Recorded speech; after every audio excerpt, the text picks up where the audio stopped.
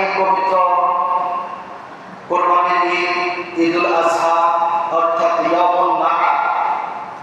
ইয়াউমুন নাহর মানে হলো আল্লাহ পাক রব্বুল আলামিনের সন্তুষ্টির জন্য হালাল পশু দ্বারা হালাল পশুকে জবাই করার মাধ্যমে রক্ত প্রবাহিত করাকেই ইয়াউমুন নাহর বলে। সুবহানাল্লাহ। এই ঈদুল আজহার মধ্যে আমরা যারা সমর্থবান, সুস্থ মস্তিষ্ক সম্পন্ন, সাহেবে নিসাব আছি, আল্লাহ পাক রব্বুল আলামিন আমাদের প্রত্যেকের উপরে ঈদুল আজহার দিনে 10 জিলহজ, 11 জিলহজ, 12 জিলহজ এই 3 দিনে আমাদের উপর কুরবানি ওয়াজিব করেছে। সুবহানাল্লাহ। এই কুরবানি শুধু আমরা একাই দেই না, এই কুরবানি শুধু আমাদের উপরে হুকুম করেছেন আল্লাহ পাক তাই নয়। আল্লাহ পাক বলেন ওয়ালিকুল্লি উম্মাতিন জাআলনা মানসাকান লিয়াযকুরু ইসমাল্লাহি আলা মা রাযাকাহুম মিন বাহিমাতিল আনআম। সুবহানাল্লাহ। আল্লাহ পাক রব্বুল আলামিন বলেন আমি আল্লাহ পূর্ব যত নবী, যত রাসূল, যত জাতি প্রেরণ করেছি প্রত্যেক জাতিকে আমি আল্লাহ এই কোরবানির হুকুম করে দিয়েছি। সুবহানাল্লাহ। কেন করে দিয়েছি? কারণ লিয়াযকুরু ইসমাল্লাহি আলা মা রাযাকাহুম মিন বাহিমাতিল আনআম। আমি আল্লাহ তাদেরকে যে হালাল পশু দান করেছি তারা যেন এই হালাল পশুর মাধ্যমে আমার নাম স্মরণ করতে পারে। সুবহানাল্লাহ। অর্থাৎ এই পশুকে জবাই করার সময় আমরা কার নাম নেই? বিসমিল্লাহি আল্লাহু আকবার। আল্লাহ বলেন আমি এই হালাল পশুদেরকে তাদেরকে দিয়ে ইয়াউমুল আযহা ঈদুল আজহার দিনে তারা যেন এগুলোকে জবাই করার মাধ্যমে আমার নাম স্মরণ করতে পারে। সুবহানাল্লাহ। আমরা জানি ঈদুল আজহার সমস্ত সম্পূর্ণ ঘটনাটা আবুল মুসলিমিন হযরত ইব্রাহিম আলাইহিস সালাতু ওয়াস সালাম মুসলমানদের পিতা তার জীবনের সাথে সম্পর্কিত। ঠিক কি না?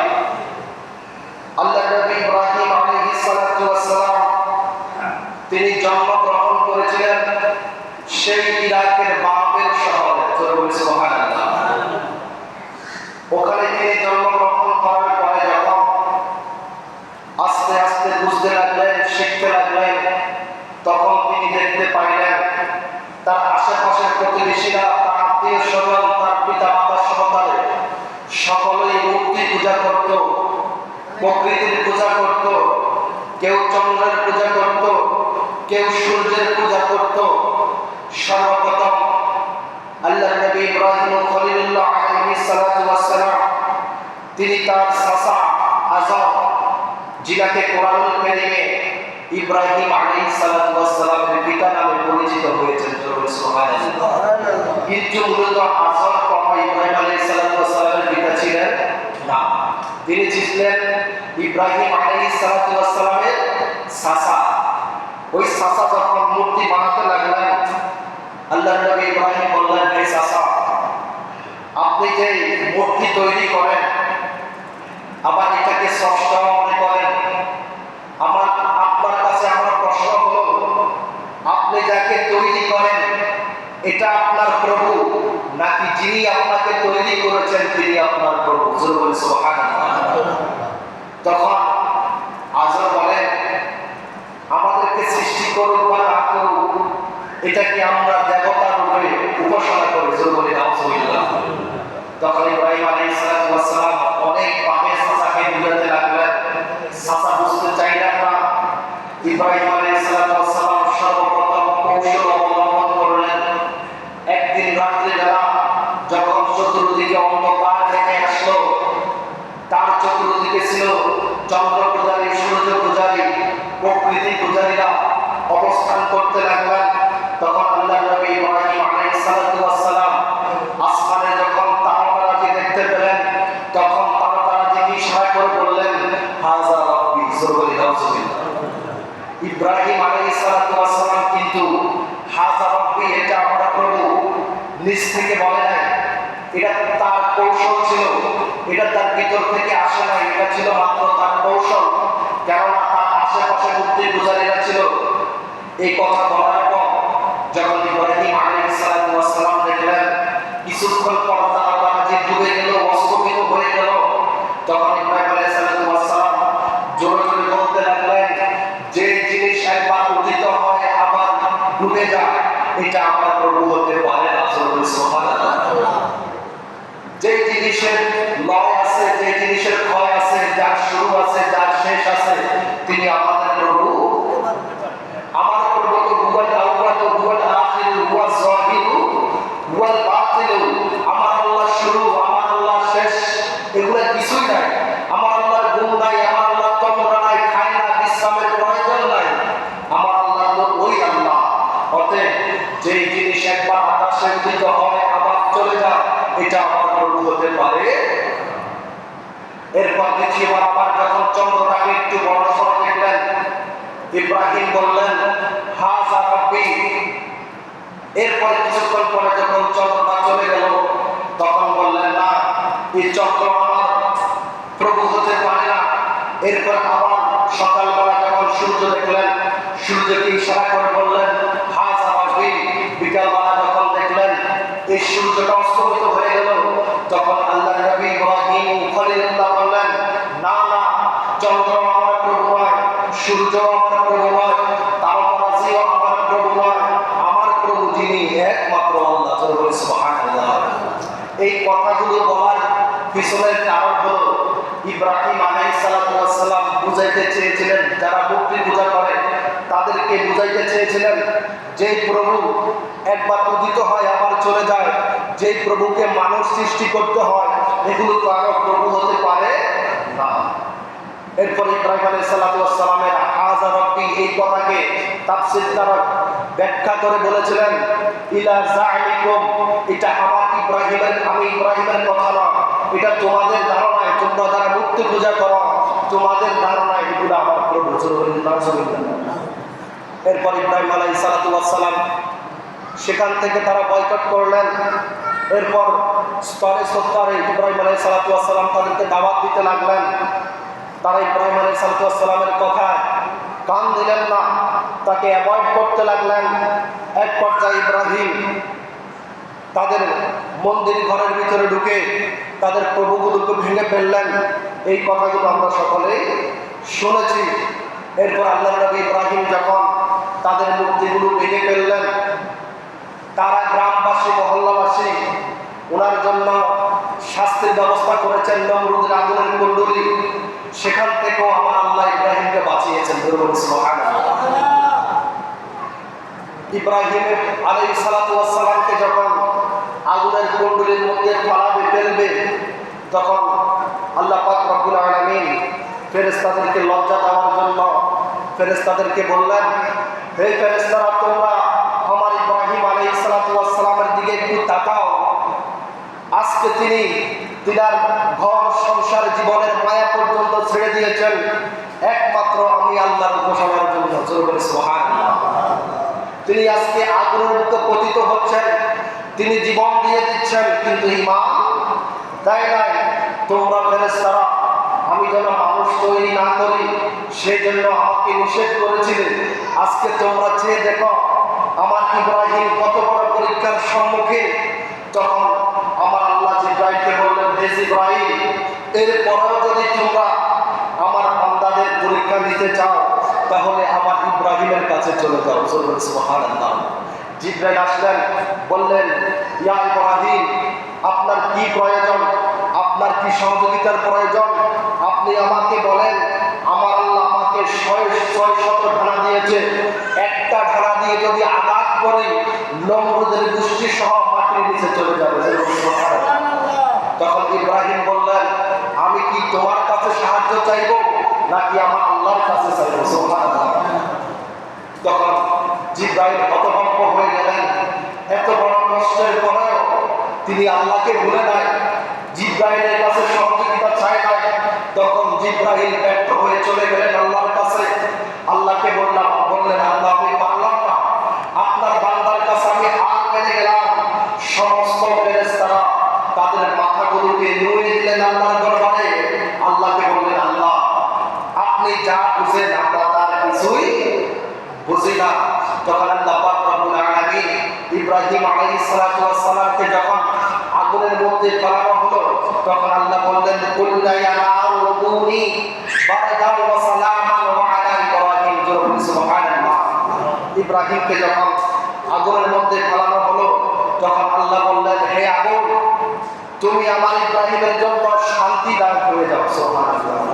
ইব্রাহিমকে সেখান থেকে আমার আল্লাহ রক্ষা করলেন। এরপর আল্লাহর হুকুমে আল্লাহর নবী ইব্রাহিম আলাইহিস সালাতু ওয়াস সালাম তিনি সেই ইরাকের বাবেল শহর থেকে হিজরত করে সিরিয়ায় চলে গেলেন। সুবহানাল্লাহ। সেখানে গিয়ে তিনি তিনার জীবন নতুন করে শুরু করলেন, বিয়ে করলেন, শাদী করলেন। এক এক করে তিনার জীবন থেকে এক একটি বছর চলে যাচ্ছেন। যখন ৮৬ বছরে উপনীত হলেন, তখন তার কোনো সন্তান হয়নি। সুবহানাল্লাহ। আল্লাহর নবী ইব্রাহিমের বয়স যখন ৮৬, তখন তার কোনো সন্তান ছিল না। এরপর আল্লাহর কাছে আল্লাহর নবী ইব্রাহিম ফরিয়াদ করলেন, রব্বি হাবলি মিনাস সালিহিন, হে প্রভু আপনি আমাকে একটা নেককার সন্তান দান করুন, যেটা আমার পরবর্তীতে আমার আহাল, আমার পুত্র, আমার পরিবারকে রক্ষা করবে। সুবহানাল্লাহ। এরপরে আল্লাহ বললেন, ফাবাশশারনাহু বিগুলামিন হালিম, আমি আল্লাহ অতঃপর আমার ইব্রাহিমকে একটা নেক সন্তানের সুখবর দিয়েছি। সুবহানাল্লাহ। এরপর আল্লাহ যখন হযরত ইসমাঈল আলাইহিস সালাতু ওয়াস সালামকে ইব্রাহিমকে দিলেন, দুনিয়ার মধ্যে আসার পরে তার প্রতি যখন ইব্রাহিম আলাইহিস সালাতু ওয়াস সালামের মায়া মহব্বত কাজ করতে লাগলো, যখন পুত্রের জন্য বাবার অন্তরে ভালোবাসার সৃষ্টি হতে লাগলো, তখন আমার আল্লাহ দেখলেন যে ইব্রাহিমের অন্তরের মধ্যে আমি আল্লাহর প্রেম ভালোবাসা পরিপূর্ণ ছিল। আমি আল্লাহ একদিকে তার জীবনটা ছিল, একদিকে পৃথিবীর সকল কিছু ত্যাগ করতে যে ইব্রাহিম রাজি ছিল, তার অন্তরটা আমি আল্লাহর প্রেম ভালোবাসায় পরিপূর্ণ ছিল। ওই অন্তরের মধ্যে সেই নতুন করে আবার ইসমাইলের ভালোবাসা মহব্বত জায়গা দিচ্ছে। সুবহানাল্লাহ। সেই জন্য আমার আল্লাহ ইব্রাহিম খলিলুল্লাহকে পরীক্ষা করার জন্য ইব্রাহিমকে বললেন, ইয়া ইব্রাহিম তুমি আর তোমার পুত্রের সাথে থাকতে পারবে না, তুমি তোমার স্ত্রীর সাথে থাকতে পারবে না, তুমি তোমার স্ত্রী পুত্র সহকারে কোনো একটা নির্জন এলাকায় রেখে এসো। সুবহানাল্লাহ।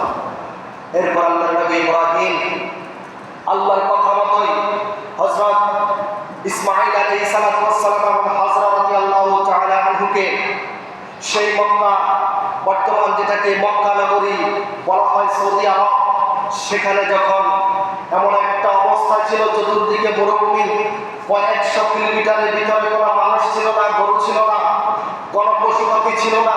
যেখানে পানি নাই সেখানে পশু পাখিও থাকে না। এমন একটা জায়গার মধ্যে আল্লাহর হাবিব, আল্লাহর খলিল হযরত ইব্রাহিম খলিলুল্লাহ মা হাজরা এবং ইসমাঈল জবিউল্লাহকে রেখে আসলেন।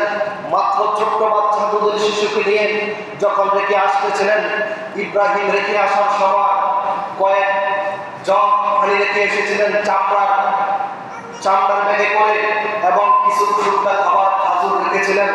এগুলো রেখে যখন ইব্রাহিম খলিলুল্লাহ রওনা দিলেন, চলে যাচ্ছেন, তখন হাজরা ডাক দিয়ে বলেন, হে ইব্রাহিম আপনি আমাকে এখানে কেন রেখে যাচ্ছেন? একবার, দুইবার, তিনবার যখন প্রশ্ন করলেন, আল্লাহর নবী ইব্রাহিম খলিলুল্লাহ বললেন, হে হাজরা এটা আমার কিছু নয়, এটা হলো স্বয়ং আমার আল্লাহর হুকুম। সুবহানাল্লাহ। তখন হাজরা বললেন, হে স্বামী আপনি যদি আল্লাহর প্রেমে এইভাবে পাগল হতে পারেন, আমি হাজরা এখানে থেকে একবার কেন ১০০ বার মারা গেলেও আমার কোনো আপত্তি নাই। সুবহানাল্লাহ। তখন ইব্রাহিম আলাইহিস সালাতু ওয়াস সালাম চলে গেলেন। ক্রমান্বয়ে আমরা এই ঘটনাগুলোর ধারাবাহিকতা জানি। আল্লাহর নবী স্ত্রী হাজরা যখন থাকতে থাকতে হযরত ইসমাঈল আলাইহিস সালাতু ওয়াস সালামকে যতক্ষণ খাবার ছিল ততক্ষণ দুধ পান করিয়েছিলেন। এমন একটা অবস্থা সামনে এসে দাঁড়ালো যখন মা হাজরা বুকের দুধ শুকিয়ে গেল, তখন মা হাজেরা পানির জন্য চতুর্দিকে চটপট করতে লাগলেন। সাফায় দাঁড়ালে মারওয়াতে দেখতেন পানি, মারওয়াতে গেলে সাফাতে দেখতেন পানি। এইভাবে যখন চতুর্দিকে দৌড়াদৌড়ি করতে লাগলেন, তখন আল্লাহ পাক রব্বুল আলামিন হযরত ইসমাঈল ও জবিউল্লাহর পায়ের ধাক্কার কারণে পায়ের নিচে আমার আল্লাহ জমজম পুকুর সৃষ্টি করেছে। সুবহানাল্লাহ। এরপর 7 বার দৌড়ানোর পরে মা হাজেরা এসে দেখলেন ইসমাঈল ও জবিউল্লাহর পায়ের ধাক্কায় আমার আল্লাহ বিশাল জমজম কূপ সৃষ্টি করেছেন, চতুর্দিকে পানি ভরে যাচ্ছে। তখন আল্লাহ পাকের হাবিবের স্ত্রী হাজরা রাদিয়াল্লাহু তাআলা আনহা সেখানে আসলেন। যখন দেখলেন কিতাবের মধ্যে লেখে যদি হাজরা রাদিয়াল্লাহু তাআলা এই জমজমের পানিকে না থামাতেন তাহলে সারা পৃথিবী ডুবে যেত। সুবহানাল্লাহ। তখন হাজরা রাদিয়াল্লাহু তাআলা বললেন, তিনি ছিলেন সুরিয়ানি ভাষার ভাষী ছিলেন, তিনি সুরিয়ানি ভাষায় বললেন ঝম ঝম, ঝমঝম বলার পরে এই পানিটা থেমে গেল। সুবহানাল্লাহ। তুমি থেমে যাও। এরপর থেকে এই পুকুরের নাম হলো জমজম। আল্লাহ পাক রব্বুল আলামিনের কাছে প্রশ্ন হলো, ও আল্লাহ, আপনার নবী ইসমাঈল ও জবিউল্লাহ উনার পায়ের ধাক্কার কারণে আপনি পানির ব্যবস্থা করেছেন। পানি খেলে তো মানুষের পেট ভরে না, ভরে? পানি খেলে তো মানুষের মাত্র তৃষ্ণা মিটে। এখন পানি দিয়েছেন, খাদ্য পাবে কই? পানি দিয়েছেন আপনি, খাদ্য পাবে কই? আমার আল্লাহ পাক রব্বুল আলামিনের হাবিব হাদিস মোবারকে ইরশাদ করেন, এই জমজমের পানি এমন একটা পানি যে পানি খাইলে শুধু তৃষ্ণাই মিটে না, ক্ষুধাও মিটে। সুবহানাল্লাহ। পৃথিবীর অন্যান্য পানি খেলে শুধু তৃষ্ণা মিটে, আর এই জমজমের পানি খেলে ক্ষুধাও মিটে। সুবহানাল্লাহ। তখন এই জমজমের পানি দ্বারা হযরত হাজরা রাদিয়াল্লাহু তাআলা তৃষ্ণাও মিটাইতো, ক্ষুধাও মিটাইতো। আস্তে আস্তে যখন সেখানে বসবাস করতে লাগলেন, দূর থেকে সেই ইয়ামানের একটা কাফেলা আসলো। কাফেলাকে দেখতে পেয়ে কাফেলা দূর থেকে দেখতে পেলেন অনেক দূরে কোথাও যেন পাখি, চিল এবং কিছু পশু পাখি দেখা যায় আকাশের মধ্যে উঠতেছে। তখন ওই কাফেলাবাসী বললেন, হয়তো এখানে পানি পাওয়া যেতে পারে, যেখানে পশু পাখি দেখা যায় সেখানে পানি পাওয়া যেতে পারে, অবশ্যই সেখানে পানির কোনো সন্ধান রয়েছে। তখন কাফেলা যখন এই পশু পাখিগুলাকে লক্ষ্য করে তাদের কাছে আসতে লাগলেন, আস্তে আস্তে যখন জমজমের কাছে আসলেন, তখন দেখলেন মা হাজেরা সেখানে বসে আছে। সুবহানাল্লাহ। তারা মা হাজেরার কাছে আসলেন, উনার কাছে অনুমতি চাইলেন, মা আমাদেরকে একটু পানি খাওয়ার আদেশ দেন। তখন তারা পানি যখন পান করলেন, পানি পান করার পরে তারা সবাই হতবাক হয়ে গেলেন। এত মিষ্টি, এত মধুর পানি পৃথিবীর আর কোথাও নাই। সুবহানাল্লাহ। তখন হাজরার কাছে তারা অনুমতি চাইলেন, মা আমরা কি আপনার প্রতিবেশী হতে পারি? আমরা কি আপনার আশেপাশে থাকতে পারি? তখন মা হাজরা অনুমতি দিলেন, হ্যাঁ, তোমরা আমার আশেপাশে প্রতিবেশী হয়ে বসবাস করতে পারো। সুবহানাল্লাহ। তখন ওই ইয়ামানের লোকেরা ওনার আশেপাশে যখন বসবাস করতে লাগলেন, আস্তে আস্তে যখন ইসমাঈল আলাইহিস সালাতু ওয়াস সালাম বড় হলেন, কেউ বলেছেন 10 বছর, কেউ বলেছেন 12 বছর, কেউ বলেছেন 13 বছর, যখন উপনীত হলেন ইসমাঈল আলাইহিস সালাতু ওয়াস সালাম দৌড়াদৌড়ি করার বয়সে উপনীত হল, তখন আল্লাহর নবী ইব্রাহিম খলিলুল্লাহ আসলেন, এসেই বললেন, হে আমার ছেলে, ইয়া বুনাইয়্যা ইন্নী আরা ফিল মানামি আন্নী আসবাহুক, হে ছেলে, আমি স্বপ্নে দেখেছি আমার আল্লাহ বলেছেন তোমাকে জবাই করতে। সুবহানাল্লাহ। তখন হযরত ইব্রাহিম আলাইহিস সালাতু ওয়াস সালাম প্রথম দিন স্বপ্ন দেখলেন, তুমি জবাই করো, তোমার প্রিয় বস্তুকে তুমি জবাই করে দাও, আল্লাহর রাস্তায় কতল করে দাও। তখন আল্লাহর নবী ইব্রাহিম প্রথমত 100 উটকে কোরবানি করলেন। পরের দিন আবার তিনি স্বপ্ন দেখলেন, তখন আবার 100 উট কোরবানি করলেন। যখন তৃতীয়বার স্বপ্ন দেখলেন ইব্রাহিম আলাইহিস সালাতু ওয়াস সালাম এবার চিন্তা করতে লাগলেন, আমি তো 100 করে 200 উট কোরবানি করে দিয়েছি, তারপরেও আমার আল্লাহর হুকুম পালন হয় নাই। হয়তো নিশ্চয়ই যে জিনিসটাকে আমি পৃথিবীর মধ্যে সবচেয়ে বেশি ভালোবাসি সেটা আমার ইসমাঈল ছাড়া কিছু নয়। সুবহানাল্লাহ। আল্লাহর নবী ইব্রাহিম তখন বুঝতে পারলেন নিশ্চয়ই তিনার সবচেয়ে প্রিয় পুত্র হযরত ইসমাঈল আলাইহিস সালাতু ওয়াস সালামকে জবাই করার কথা বলেছেন আল্লাহ। তখন আল্লাহর নবী খলিলুল্লাহ তিনার স্ত্রীকে বললেন, হে স্ত্রী, আমি আমার ছেলেকে নিয়ে এক জায়গায় বেড়াতে যাব, তুমি তাকে রেডি করে দাও। তখন মা হাজরা হযরত ইসমাঈল জবিউল্লাহকে সুন্দর করে গোসল দিয়ে রেডি করে দিলেন।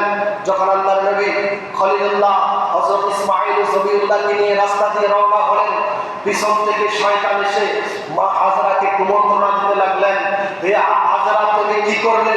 তোমার স্বামী হযরত ইব্রাহিম খলিলুল্লাহ তোমার ছেলে জবিউল্লাহকে নিয়ে যাচ্ছে কোরবানি দেওয়ার জন্য, কতল করার জন্য।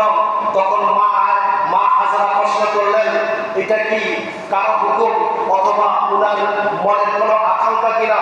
তখন শয়তান বললেন, না না, এটা উনার মনের আকাঙ্ক্ষা নয়, উনার প্রভু উনার আল্লাহ নাকি উনাকে হুকুম করেছে। সুবহানাল্লাহ। মা হাজরা বললেন, এটা যদি উনার প্রভু হুকুম হয় তাহলে এতে আমার কোনো আপত্তি নেই।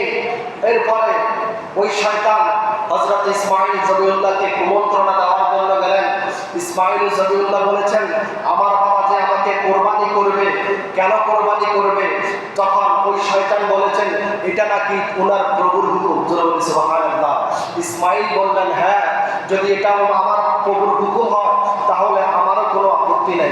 সুবহানাল্লাহ। এরপর ইব্রাহিম খলিলুল্লাহকে ধোঁকা দেওয়ার জন্য শয়তান গেলেন। ইব্রাহিম ও খলিলুল্লাহ তাকে পাথরে নিক্ষেপ করে তাকে তাড়িয়ে দিলেন। সুবহানাল্লাহ। সেখান থেকে আজকে পর্যন্ত বড় হজের সময় মানুষ শয়তানকে পাথর মারে। সেই চামড়ার মধ্যে 3টি জায়গায় মানুষ পাথর মারে। ইব্রাহিম খলিলুল্লাহ যখন পাথর মেরেছিলেন, সেই পাথরটা 3 টুকরা হয়ে 3 জায়গায় গেছে। সুবহানাল্লাহ। 3 টুকরা হয়ে 3 জায়গায় যাওয়ার কারণে হযরত হাজী আলাইহিস সালাতু ওয়াস সালাম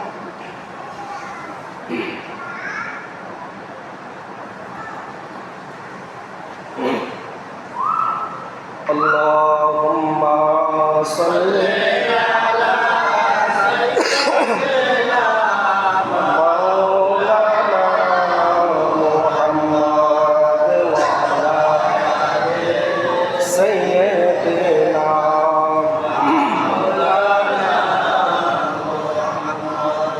এরপর আল্লাহর নবী ইব্রাহিম ও খলিলুল্লাহ হযরত ইসমাঈল জবিউল্লাহকে আল্লাহর হুকুম মতে তিনি জবাই করার জন্য সাহায্য করলেন।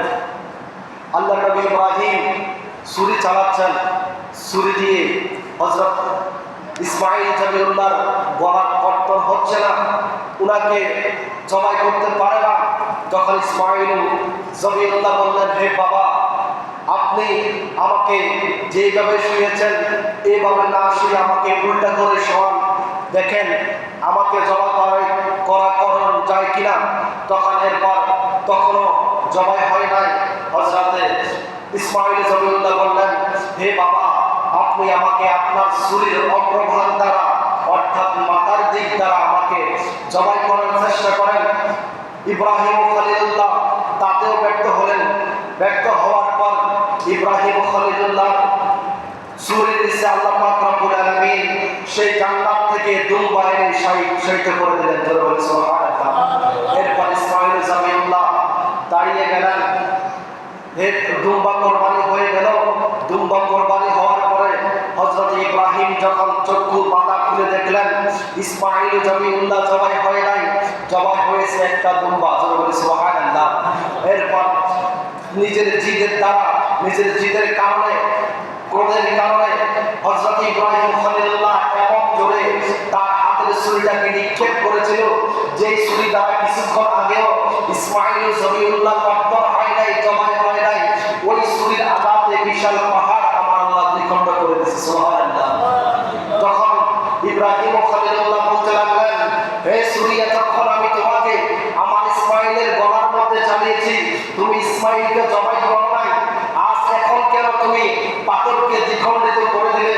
তখন পাথর থেকে ছুরি আওয়াজ দিচ্ছে, হে ইব্রাহিম খলিলুল্লাহ, আপনি আল্লাহর নবী, এটা ঠিক আছে, আমি আপনার হুকুম মানব, তাও ঠিক আছে, আপনাকে আমার আল্লাহ একবার বলেছে কোরবানি করার জন্য, কিন্তু আমি ছুরিকে 70 বার আল্লাহ নিষেধ করেছেন, আমি যেন ইসমাঈলের গলা না কর্তন করি। সুবহানাল্লাহ। সেই জন্য আমি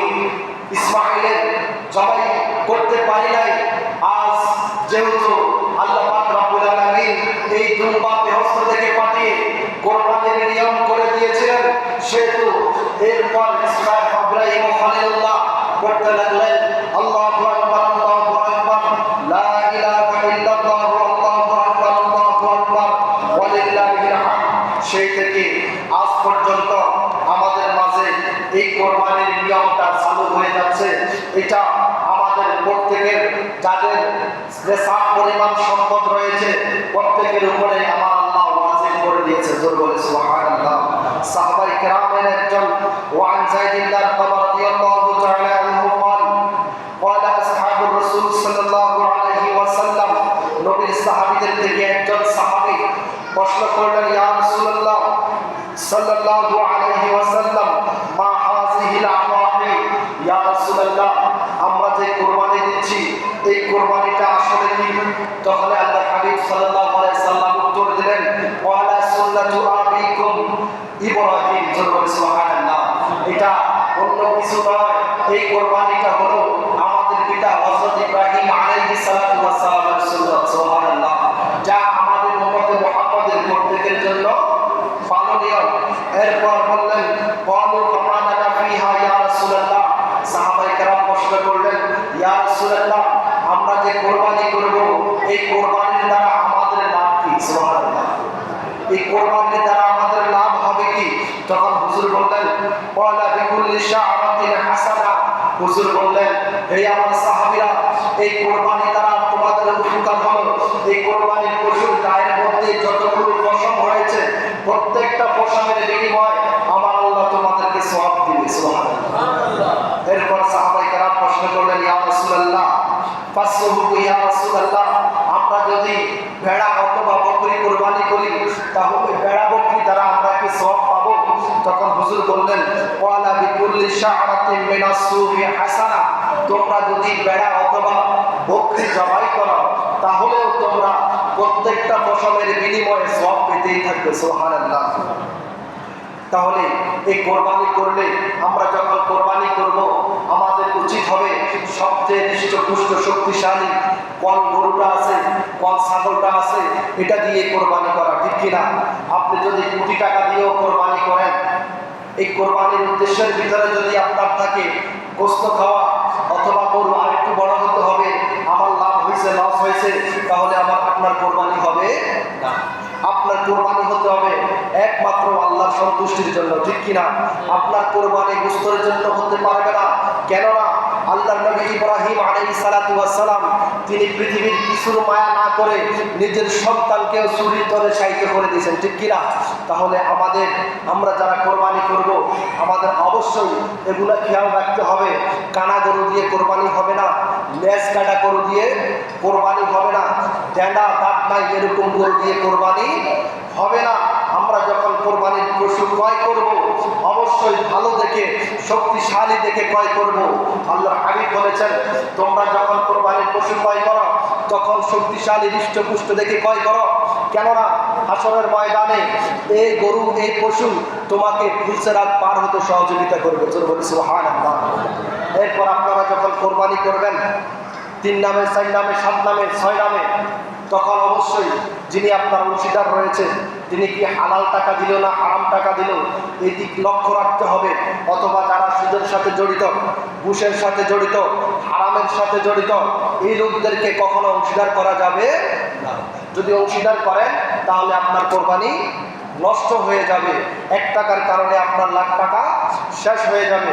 যখন গোশতের ভাগ করবেন অবশ্যই পাল্লা দিয়ে ভাগ করবেন। কেউ যদি একটু বেশি পেতে চায় তার সমস্ত কোরবানি কি হবে? বাতিল হয়ে যাবে। কোরবানির কারণে আপনাদের মাঝে আন্তরিকতা বাড়বে, শত্রুতার সৃষ্টি হবে না। এরপর যখন আপনারা কোরবানি দিবেন যিনি কষাই আছে অবশ্যই ইনাকে পরিশ্রমিক দিতে হবে। যিনি জবাই করবেন তাকে পারিশ্রমিক দিতে হবে। এরপর শেষের দিকে গিয়ে উনাকে হাদিয়া স্বরূপ তাকে গোশত দিতে হবে। যদি না দেন তাহলে উনার প্রতি জুলুম হয়ে যাবে।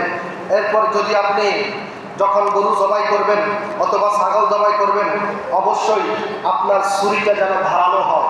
মোটা ছুরি দিয়ে যদি আপনি গরু জবাই করেন তাহলে ওই পানিটা কষ্ট পাবে। এরপর যখন আপনি গরুটাকে চামড়া ছিলবেন তখন আপনি অবশ্যই কিছু সময় নেবেন যেন গরুটা জবাই করার কারণে পরিপূর্ণভাবে তার দেহ থেকে তার আত্মাটা চলে যায়, পরিপূর্ণভাবে আপনি শিওর হবেন যে গরুটা আর বেঁচে নাই। আপনি যদি তাড়াতাড়ি হওয়ার কারণে তার দম যাওয়ার আগে যদি চামড়া ছিলা আরম্ভ করে দেন তাহলে হয়তো এই চামড়া ছিলার কারণে আপনার গরুটা মারা যেতে পারে। জবাই করার মাধ্যমে যদি গরুটা মারা যায় তাহলে এটা কোরবানি হবে। চামড়া ছিলার কারণে যদি মারা যায় এটা কোরবানি হবে না, এটা মৃত্যুবরণ করবে। এই গরুর গোশত খাওয়া আপনার জন্য হারাম এবং অন্যান্য মানুষদের জন্য কি হয়ে যাবে? হারাম হয়ে যাবে। অবশ্যই এদিকে খেয়াল রাখবেন। আর একটা জিনিস বেশি দেখা যায়, যারা গরু জবাই করে, বিশেষ করে আমাদের এলাকার আলেম সমাজ, তারা যখন গরুর গলার মধ্যে ছুরি চালায় পিছন দিকে একজন এসে হাত থেকে ছুরিটা নিয়ে খোঁচানি ধরে, এটা কিন্তু করবেন না। যদি এটা করেন সামান্য একটু ভুলের কারণে আপনার কোরবানি নষ্ট হয়ে যাবে। কারণ হুজুর যখন ছুরি ধরছে তখন বিসমিল্লাহি আল্লাহু আকবার বলে ছুরিটা ধরে জবাই করে, আপনি যখন ছুরি ধরবেন তখন হয়তো তাড়াতাড়ির কারণে অথবা অন্য কোনো ব্যস্ততার কারণে বিসমিল্লাহি আল্লাহু আকবার বলতে যদি ভুলে যান তাহলে আপনার কোরবানির গোশত খাওয়াটাই হারাম হবে। নাউজুবিল্লাহ। অবশ্যই আমরা এই দিকে খেয়াল রাখবো। আল্লাহ পাক রব্বুল আলামিন যেন আমাদেরকে প্রত্যেকের সঠিকভাবে সুন্দরভাবে কোরবানি করার তৌফিক দান করেন, সবাই বলি আমিন। এবং এই কোরবানির দ্বারা আমার আল্লাহ পাক রব্বুল আলামিনের সন্তুষ্টি অর্জন করে আমাদের প্রত্যেকের গুনাহগুলো ক্ষমা করে আল্লাহ পাক যেন আমাদেরকে জান্নাতি হিসেবে কবুল করেন, সেজন্য বলে আবার বলি আমিন। যারা করে এসেছেন তারা কাব্বাল দোয়া করে নিন। আসসালামু আলাইকুম ওয়া রাহমাতুল্লাহি ওয়া বারাকাতুহু।